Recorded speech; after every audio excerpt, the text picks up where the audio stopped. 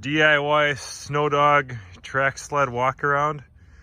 This is a early 90s Polaris Indy 440 chassis. I think it's a 121 track. Obviously cut the front off, opened it up. I'm gonna take some more off of these corners. As you can see, it's already digging into the dirt. Right now the front shock is still operational. The back is locked out. I'm likely gonna lock out the front too since it does bottom out. Using the stock rails, bogey wheels, slides, all that. Built the frame over the top. I believe it's 1.5 inch angle iron. These straps actually bolt to the stock suspension mounting location, so it uses the same bolt holes. It's threaded on the back side, so I don't have to try to fish nuts up through the track and get a wrench in there. So the whole frame comes off with 4 bolts. Engine is mounted on a slotted plate I got on eBay, 1 inch square tubing to raise it up. So you get a wrench in there. I am thinking I'll make some sort of a chain tensioner with a bolt and a nut just to kind of push on the engine, keep the chain tight. It is a little hard to tension it right now, just pushing while you're tightening. Predator 212 engine, Chinese no name Comet 30 knockoff clutch off of eBay. Engine was like 130, the clutch was only like 70 bucks shipped. Genuine Comet's 200. Works okay, you get what you pay for. Hardware that came with it wasn't right to match the engine. Had to shim the primary some, make it all work. It's a 41 chain. Some guys run 40, some run 41. The 41 is just a touch narrower, so it fits better down in between here, in between the pulley and the housing. 41 sprocket. The jack shaft on this snowmobile is 7/8. I think some of them are 1 inch.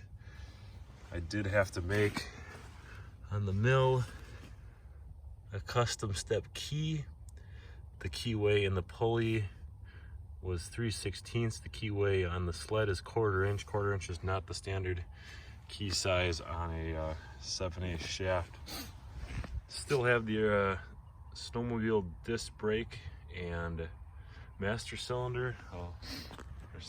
Caliper. I do not have the master cylinder. It didn't come with the sled, but I do intend to buy one, mount it up on the stock handlebars, and have brakes.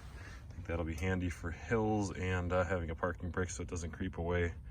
Stock chain case, nothing modified there. Handlebar mounts. Everything is tack welded. I have been driving it around. It's amazing how strong TIG welds can be. I do need to make a stop. That's what the wooden piece right now is. What that stop does is it allows you to push some pressure on the back and lift the front end up to get over obstacles. It will free float forward all the way down to there. I'll probably build some sort of a stop so it's not sitting on the muffler, obviously, but it does fold up. Snowmobile handlebars. I cut the steering shaft off. Again, everything's just tack welded. I left some extra on there in case I want to extend it. This is kind of adjustable, so you know, to get the proper feel. Again, we'll be using the stock brakes at some point. Got the throttle hooked up now. Need to get the kill switch wired in. Throttle cable was just something I had laying around. That hooked up like that. I do believe I'm gonna add, I drilled a tiny little hole here. I'm gonna add a secondary return spring just from that lever to give it a little more pull. You know, as things get stiff when it's cold, I don't want the throttle sticking. Having that kill switch on the back will definitely help.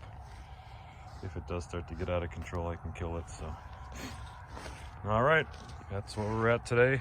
A couple of things to button up yet. And hopefully we'll get a little more snow this year and I can test it out.